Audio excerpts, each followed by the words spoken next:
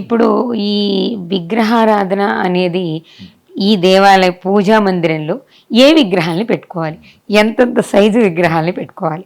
ఒకవేళ పెట్టుకోవాలంటే సర్వసాధారణంగా ఏమైపోయిందంటే గురువుగారు తీర్థయాత్రలకు వెళ్ళడం, తిరుపతి, శ్రీశైలం ఇలా ఏదైనా వాళ్ళ ఇష్ట దేవాలయం వెళ్ళిన చోటల్లా విగ్రహాలు కొనుక్కొచ్చేవాళ్ళు కొంతమంది, ఫోటోలు కొనుక్కొచ్చేవాళ్ళు కొంతమంది, ఆ పూజా మందిరం సరిపోని పరిస్థితులు కూడా చూస్తున్నాం మనం.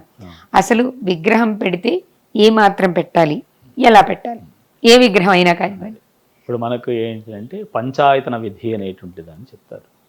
కొందరు శివుణ్ణి మధ్యలో పెట్టి 4 దిక్కులుగా కూడా వినాయకుడు, అమ్మవారు, సూర్యుడు, ఇలా విష్ణువు ఇది పెడతారనమాట. అంటే ఈ పంచాయతన విధిలో కూడా ఏంటంటే శివుని ప్రాధాన్యత ఇచ్చేటువంటి వాళ్ళు శివుణ్ణి మధ్యలో పెట్టుకొని మిగిలిన దేవతలను చుట్టూ పెడతారు. మహావిష్ణువు యొక్క ధ్యానం చేసేటువంటి వాళ్ళు విష్ణువు యొక్క విగ్రహాన్ని మధ్యలో పెట్టి మిగిలిన దేవతలను చుట్టూ పెడతారు. లేదు గణపతిని పూజ చేసేటువంటి వాళ్ళు గణపతిని మధ్యలో పెట్టి మిగిలిన దేవతలను చుట్టూ పెడతారు. శక్తి స్వరూపిణి అమ్మవారిని పూజించేటువంటి వాళ్ళు అమ్మవారిని మధ్యలో పెట్టి పెడతారు. సుబ్రహ్మణ్యేశ్వర స్వామిని పూజించేటువంటి వాళ్ళు మధ్యలో పెట్టి మిగిలిన దేవతలను 4 దిక్కులో పెడతారు. అంటే దాన్ని పంచాయతన విధి అని చెప్తారు. ఇవి ఎక్కువగా మనకి ఏంటి అంటే ఈ పంచాయతన విధి ఇళ్లలో ఆచరించే తక్కువగా ఉన్న దేవాలయాల్లో కావచ్చు, ఇతర ప్రదేశాల్లో అంటే గొప్ప గొప్ప సంప్రదాయంగా ఉన్నటువంటి ఇళ్లల్లో ఆచరింపజేసేటువంటిది ఉంది. మరి ఎంత ఉండాలి విగ్రహాలు అంటే శాస్త్ర ప్రమాణంగా అయితే ఇంట్లో మన బొటన వేలు ఎంతైతే ఉందో అంత ఎత్తులో ఉన్నటువంటి విగ్రహాలను ఉంచుకోండి అని చెప్తారు. మీరు అన్నట్టుగా మనం ఏ ఊరికి వెళ్తే, ఏ పుణ్యక్షేత్రానికి వెళ్తే అక్కడ నుండి పటాలు పట్టుకొస్తున్నాం, విగ్రహాలు తీసుకొస్తున్నాం. కానీ వాటిని తీసుకొచ్చిన తర్వాత వాటిని సంరక్షణ చేసుకోగలుగుతున్నామా, వాటికి పూజ చేస్తున్నామా, వాటిని శుద్ధిగా ఉంచేటువంటి దాన్ని మనం ప్రయత్నం చేస్తున్నామా లేదా అనేటువంటి దాన్ని కూడా ఆలోచింపజేసుకోవాలి. ఎందుకంటే విగ్రహాలు పెరిగే కొద్దీ పూజ చేసేటువంటి విధానంలోనూ మార్పు రావచ్చు. అంటే అన్ని విగ్రహాలను ఒకే రోజు కడగడం అనేటువంటిది, తుడవడం అనేటువంటిది జరగకపోవచ్చు. ఈ పద్ధతి ప్రక్రియ కొంచెం పెద్దదైపోతుంది, ఓపిక నశించిపోవచ్చు.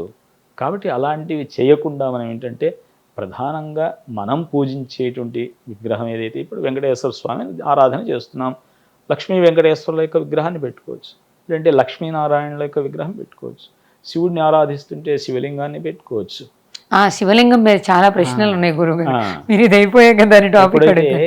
ఇలాంటివి మనం ఎక్కువ పరిమాణంలో ఉండకుండా, ఎత్తు ఎక్కువగా ఉండకుండా, మనం బొటన వేలంత ఎత్తుగా ఉంటే, ఇంకొంచెం ఎత్తుగా ఉన్నా కూడా పర్లేదు, కానీ మరీ పెద్ద పెద్ద విగ్రహాలు అయితే పెట్టుకోవడం మంచిది కాదు. ఎందుకంటే మనం ఆరాధన చేయలేము, వాటిని తృప్తిపరచడం అనేటువంటిది కష్టం. కాబట్టి భగవంతుణ్ణి నువ్వు ఎంత గొప్ప విగ్రహం ఉన్నా కూడా దేవాలయాల్లో మనం చూస్తాం పెద్ద పెద్ద విగ్రహాలు ఉంటాయి, అంటే అక్కడ నిత్య పూజలు చేస్తున్నారు, నిత్యం అభిషేకాలు చేస్తున్నారు, నిత్యం వాటిని శుద్ధి చేస్తున్నారు. కాబట్టి అక్కడ ఉండాల్సిందే, వాటికి ప్రాణ ప్రతిష్ఠ జరిగింది, అక్కడంతా నియమాలు. మనం ఇంట్లో ఏం చేస్తామంటే మనం పూజ చేసినప్పుడు చివరిలో మనం అంటే మధ్యలో ప్రాణ ప్రతిష్ఠ చేసినా చివరిలో మళ్ళీ మనం దేవుడిని వెంటనే కదిపింటాము. మరలా మరుసటి రోజు పూజ చేసేటప్పుడు మళ్ళీ యథావిధిగా అన్నీ చెప్పుకుంటూ వచ్చి ప్రాణప్రతిష్ఠ చేసుకొని మళ్ళీ చేస్తాం.